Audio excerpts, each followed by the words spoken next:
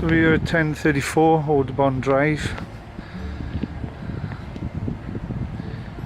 Somebody's taken the number. Too bad. Unfortunately, earlier this year, the house at Audubon caught fire. As you can see, they were doing renovations inside, and apparently some faulty rewiring caused the fire. So there's been extensive damage, unfortunately, to the house. Which you can see smoke damage on the door. That part of the house there would have been Elvis's bedroom.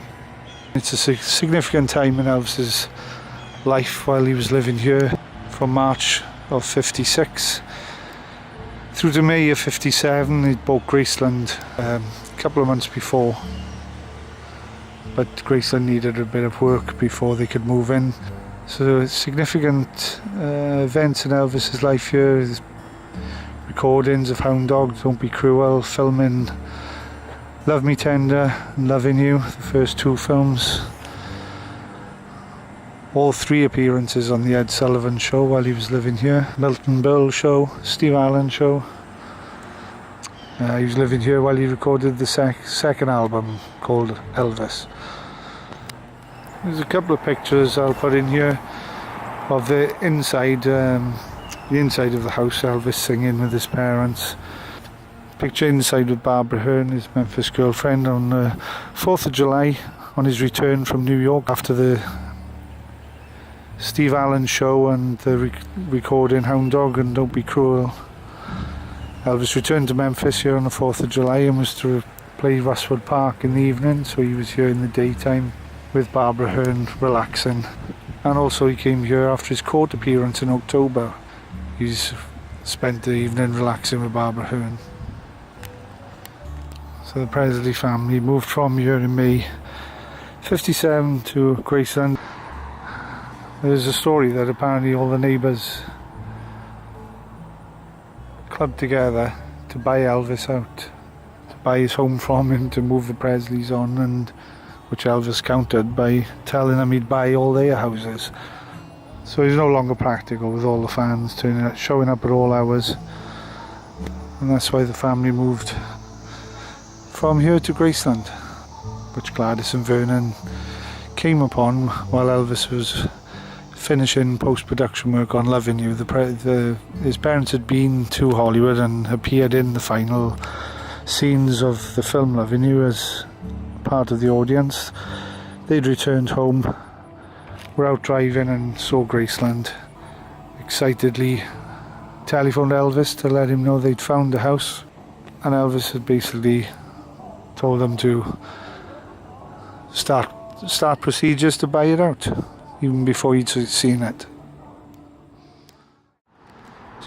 Just making a brief stop here on the State Drive. The last known picture of Elvis alive was taken when he was driving through the gates of Graceland in the early hours of August 16th, 1977, in his Stutz Black Hawk car with Ginger Alden, his girlfriend. Where he was returning from was this place here. This was Dr. Lester Hofmann's dental surgery. Elvis was due to start a tour the next day up in Portland, Maine, and he and Ginger came here just for a pre-tour checkup. It wasn't unusual for Elvis to come here out of hours, because obviously he couldn't come during office hours, and Dr. Hofmann would allow Elvis to come here out of hours. Dr. Hofmann tells a story where Elvis bought Dr. Hofmann a Cadillac Seville, and when Dr. Hofmann said that Elvis have already got a Cadillac, Elvis said, well, does your wife have one? And made a gift of this Cadillac Seville to Dr. Hofmann's wife. Okay, we're heading out next. We're going to go round to Starbucks for Sean, and we're going to pay a visit to the cemetery just across the road to try and locate Sam Phillips' marker.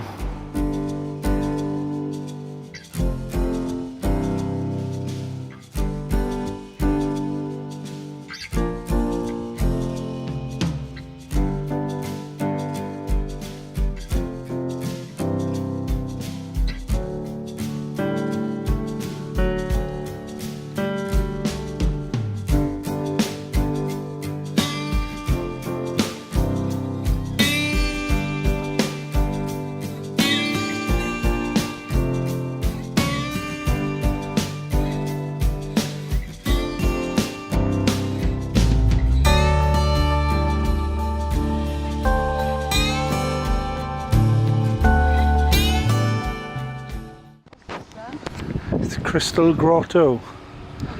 Crystal Grotto in memorial. This is the rustic footbridge.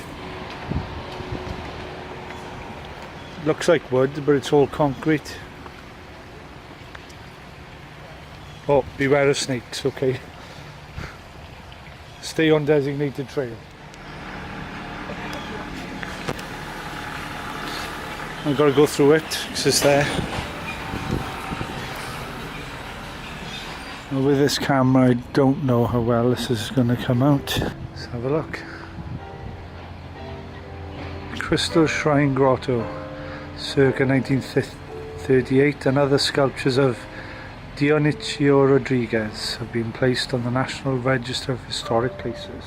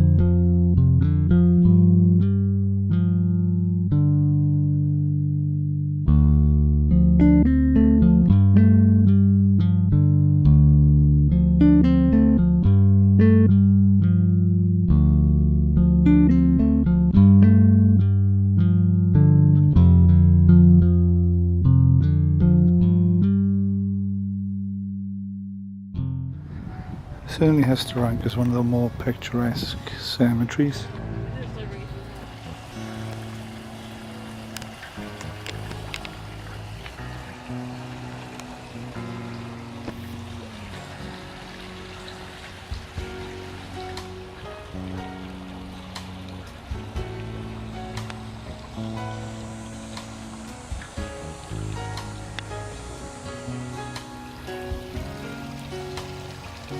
He's a big guy. He's a big one.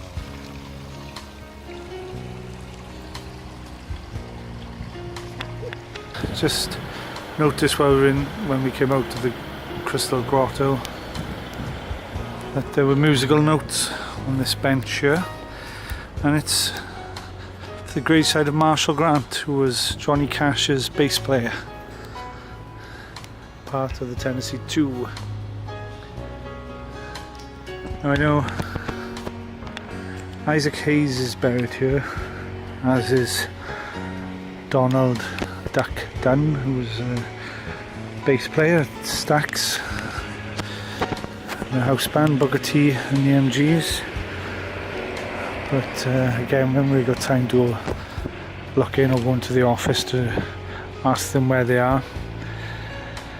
But Sam Phillips is also buried here, so we're going to head up. I think there's a marker in the mausoleum up there, so we'll nip up there quickly, see if we can find it.